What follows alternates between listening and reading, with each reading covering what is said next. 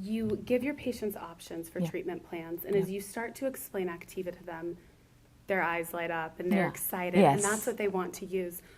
What are you explaining to them? You know, what are you saying that really helps them say, wow, this is the product I want in my teeth? When the patients come to me, they are laymen. They have no idea what dentistry is all about. Right. And few doctors do not even explain what they are putting.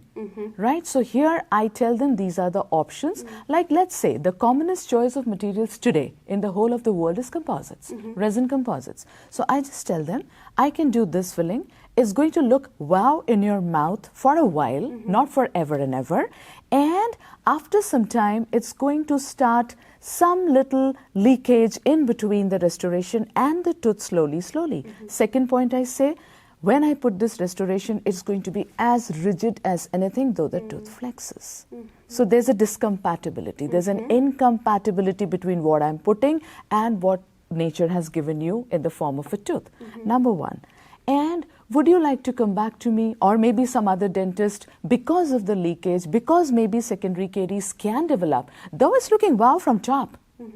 But would you like to come back to me with an endo and all? With root canal? Endo they don't understand, so it's root canal, where I pluck out your nerve and make your tooth kind of semi-dead. No, doc. What does this do? Oh, it goes into your tooth, it flexes with the tooth.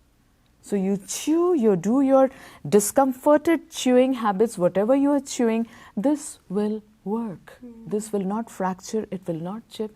Yeah, doc, why didn't you tell about it to me before?